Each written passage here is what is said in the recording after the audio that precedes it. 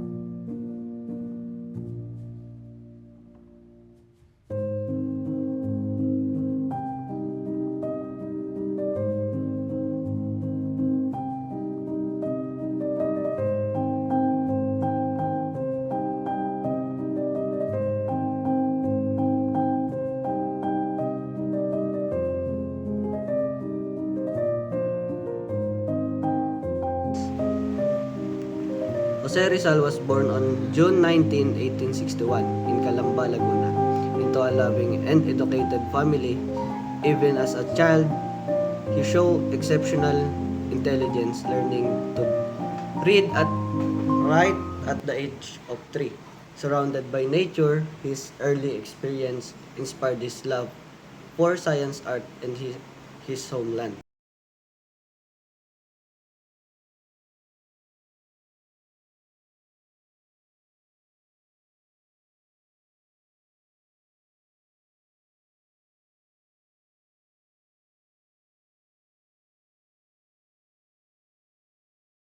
Balikan natin ang oldest university in the Philippines, ang UST. Established in the year 1611, mas matanda pa to kaysa Harvard, na na-establish naman in 1636. At sa buong Pilipinas, ang UST lang ang may 4 na national treasure sa loob. Una na nga dyan ay ang Arch of the Centuries. Ito actually ang fasad ng old campus sa Intramuros. May mga markers ito ng mga sikat na graduates ng UST like Jose Rizal, and of course, si Manuel L. Quezon. Pangalawa naman sa listahan ay ang open spaces, particularly ang UST Grandstand. Napakahalagang role ang ginampanan noong World War II. Pangatlo ay ang Ecclesiastical Faculty ng UST. At syempre ang pang-apat ay ang pinakasikat, ang UST Main Building, na isa sa pinakaunang mga earthquake-proof na mga buildings sa Pilipinas. Bukod sa 4 na treasures, you may also visit the UST Church at ilang sikat na art pieces tulad ng Cuatro Mondial, ginawa ni Ramon Orlina. Also, the Miguel de Benavides Library, na one of the oldest libraries in the Philippines. At syempre, ang Quadri Square, na sobrang relaxing tambayan kasi nga may fountain. And I'm so proud to be part of this institution. Can you imagine na ito yung mga lugar na dinadaanan ko papasok ng work? Kaya naman masaya ako na ang UST ang second home ko. Kaya naman, I am excited na magbalik na sa face-to-face ang mga classes. So, if you happen to be in Manila, please take the time to visit UST. Rizal excelled at Ateneo and later studies at the University of Santo Tomas. But discrimination under Spanish rule pushed him to seek education abroad. In Europe, he bloomed. He studies medicine in Madrid, specialized in ophthalmology in Paris and Heidelberg, and mastered multiple languages, eventually speaking over 20.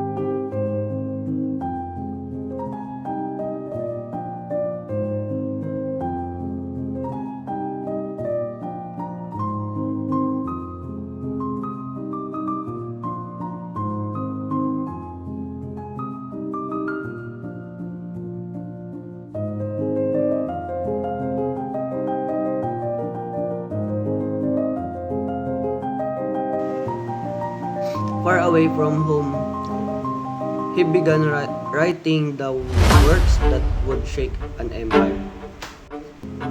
In 1887, Rizal released No Limitang Here, a novel exposing the abuse of Spanish friars and colonial officials. It awakened Filipino consciousness, showing the painful truth of oppression.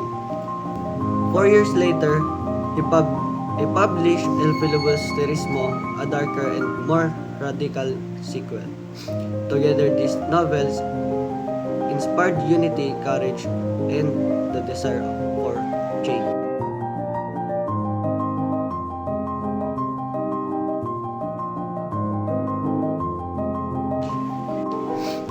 Unlike many revolutionaries of his time, Rizal believed in peaceful reform. He founded La Liga Filipina, a civic organization calling for equal rights, education, and representation. But the Spanish government saw him as a threat and soon moved to silence him.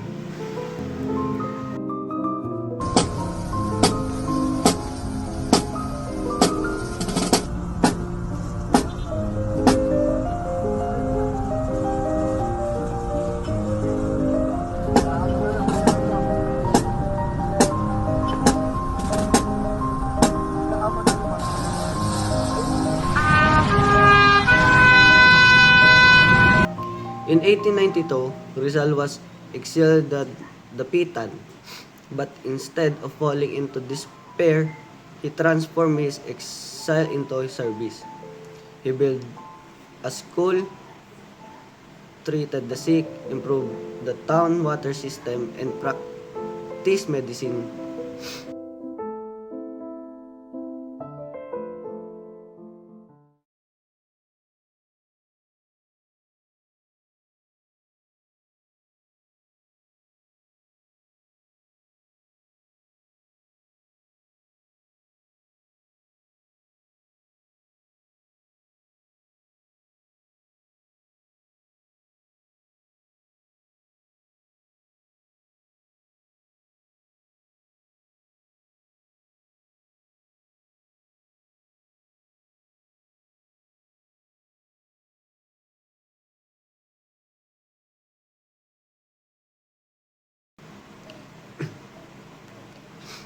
When the Philippine Revolution erupted in 1896, Rizal was accused of inspiring it even though he called for peaceful reform.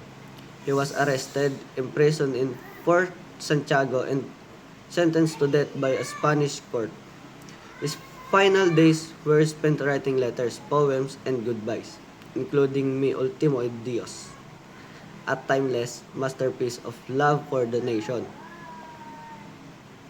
On December 30, 1896, Rizal faced a firing squad in Bagumbayan. As he fell, the Philippine Revolution burned brighter than ever. His death became the spark that united Filipinos in their fight for independence. Today, Jose Rizal lives on through his writing, ideal, and the freedom enjoyed by generation after him. He remains a symbol of courage, intellect, and unwavering love of the country. More than a hero, Jose Rizal is a reminder that the power of a single voice, guided by truth, can change the destiny of nation. This is his story. This is our story.